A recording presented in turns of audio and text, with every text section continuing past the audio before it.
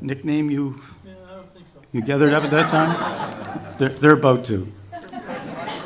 Actually, it's a compliment. He became known as Billy Goat. Now, for basically because he attacked things head on. That's the way he played football. Hit to hit. He went at things head on. And he carried that forward in life into education and everything he did. Now, along the way, a few stories will arise from that. So my few little stories probably aren't going to be from the classroom where he taught. It's going to be from the experiences he had outside of the classroom. Days of Sir John A. I see Mike Bootlier here. He might have been part of this, where an inspirational story would, I guess Bill as a coach to inspire his teams, would sometimes get a little carried away. We mentioned the Boston's Bruin fan aspect a few minutes ago. It wouldn't be uncommon for Bill to be tearing the sweater off his back while he's trying to inspire these people and then yanking the teeth out of his mouth to make his point. But the students all picked up on that. They all carried forward and they achieved well. Bill, you recall, I guess this is not an educational story as much as a little fun night out with a colleague at the frat house at Dalhousie. We won't go there, but that was another night of learning how to be strong-headed, and I don't think anyone ever won that battle. You do remember, don't you? But Bill had compassion for people. He would deal with students, and not always in your typical traditional way of you're in for discipline, you're going to be disciplined, it may involve a suspension, whatever the case may be. He would use techniques that made sense. There's one story out of Sackville High School where he drove a young man home one night who was under the influence. On the way home, he said to the student, you know, I'm not going to do anything about this because I know when you get home, your mother's going to look after it. But he understood that. That was common sense coming into the role that he had as a vice principal in that school, and he knew he could achieve more, and more would be learned by that young person by dealing with it in that fashion. The days Bill and I shared together at Brookside Junior High School, he was there as the VP, and I went in as an acting principal, and it was obvious that a lot of things happened in that school because of Bill. He coached numerous teams, he ran noon-hour activities, and the students all looked up to him. They respected him greatly. But he had students that he knew they needed an extra boost. So they became his favorites, if you want to look at it from that point of view. And he'd go out of his way for those kids. And I can remember one day, another highly respected staff member brought this young fellow into the office because he had stepped out of line. And Bill realized because of the staff member that brought him in, he couldn't avoid dealing with this up front.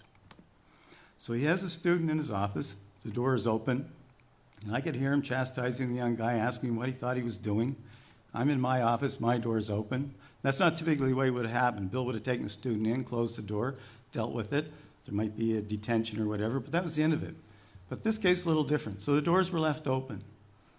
Eventually, Bill comes across to my office, and I knew what was going to happen. He walked in and he said to me, Jesus, Willard, he said, I got to kick him out.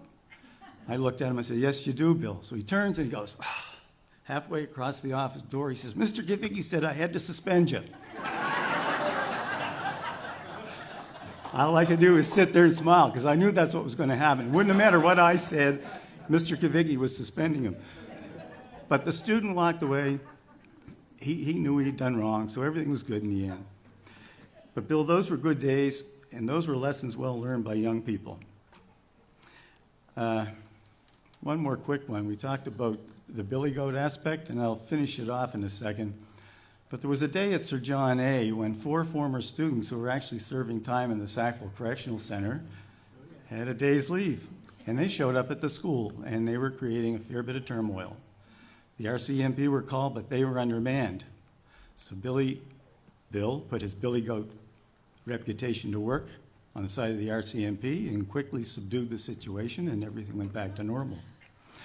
In other words, he was never afraid to stick his nose in a situation to try to make it better. That was always the case.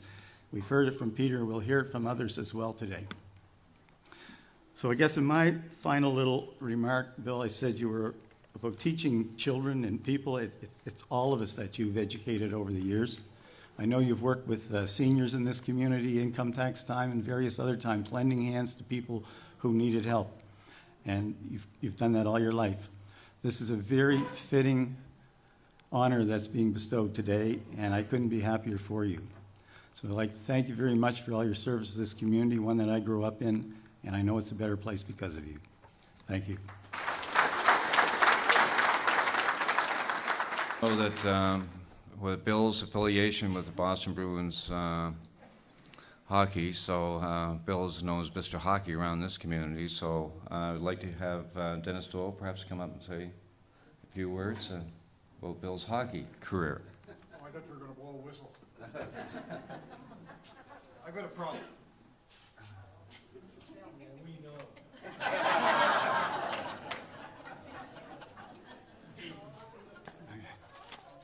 Okay. Before I start, I'd like to recognize that young lady in front, the good-looking one. Would you stand up and say hello to the crowd?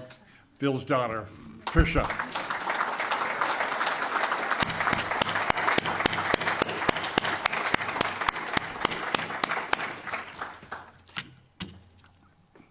Who let all these politicians in this room anyway? Look, they're all looking there for words of wisdom. Look, oh my goodness. Anyway, I'd like to thank the committee for inviting me here today and naming this building after my good buddy, Bill Estabrooks. You know, I forgot my glasses. Can't even read my own notes, so the heck with it. I'll wing it like Estabrooks used to do when he used to play hockey. Some of you in this room know Bill, most of you, I guess, in this room know Bill as the MLA for Timberlake Prospect, cabinet minister, and your guy that used to knock on your door every once in a while saying he was going campaigning. I know Bill Estabrooks for the last 30-some odd years, and he's been my hockey bud. Now, some of you folks think Estabrooks is well known as a politician as a straight shooter.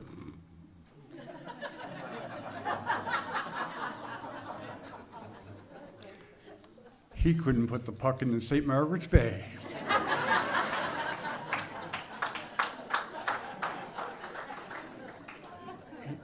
He always seemed to also always find himself on the right side of any position. He couldn't hold his position at right wing for love nor money. And why a left wing end dipper was playing right wing, I have no idea. Bill, when he was in the legislature, always had a lot of respect for the opposition. When he was playing with the Tantalum Buzzards, anybody that didn't have a different colored jersey on, there was no amount of respect.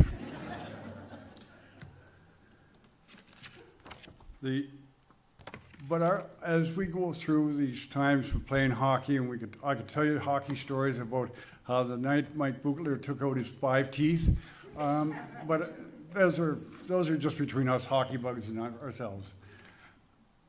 But for us who play a team sport like the Tantalum Buzzards, team sports bring out a lot in human beings. And I knew he was a good MLA when we were playing hockey with him because he's an excellent team player. And although we always referred to him as number 3, because that was what his jersey was on the back, mine is 16. Bill was always known as number 3, but to his hockey buddies, he was always number 1.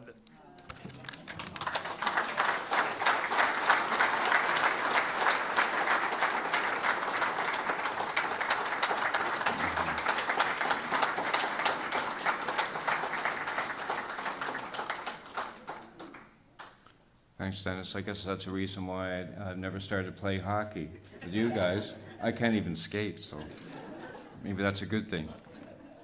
Bill out on the ice. Anyway, so we'll hear from Rennie Smith now, who's going to say a few words about Bill's career in the Lions Club. Thank you, Peter. I guess I've known Bill for 30-some years, perhaps a little longer than Dennis has, but it started off with hockey. And we played a lot of hockey together. We played, of course, for the Buzzards, and we used to go on tournaments, Charlottetown, Moncton, and Greenwood, and there are a lot of stories that can be told, and mercifully, most of them are forgotten. So, but I do remember the night in Kingston when Bill stopped the puck with his teeth, and so became very famous for that toothless grin that he has been using ever since. And, you know, Bill was a committed community pillar of the community, I would say. He was involved in everything. He was involved, of course, with schools. There's not a kid that came through high school in the last 40 years that Bill doesn't know personally.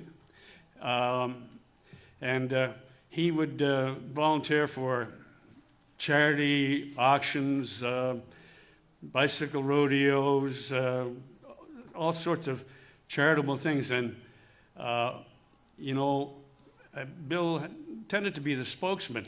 He would call it the mouthpiece, but Bill always had his opinion on things and let his opinion be known, whether it be in the dressing room or wherever. And when we were trying to raise money to build the arena at St. Margaret's Centre, Bill, of course, was on the board of directors.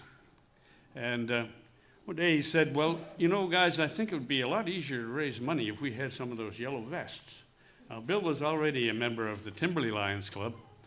And so he came over, and with his help and several others, we organized 20 guys from the community and formed a Lions Club. The Lions Club was formed in June of 1987, and the arena opened in July of 1988. And along the way in the Lions Club meetings, we decided that perhaps we should do something meaningful, like raise money for seeing eye dogs. Bill said, you know, one of these days I'm probably going to need one of those myself. So he said, how are we going to raise that money? Well, we're going to have a road toll. A road toll? You mean I got to get out in the highway and stop cars and ask them for money? It was pretty dangerous. The first year we did that, nobody got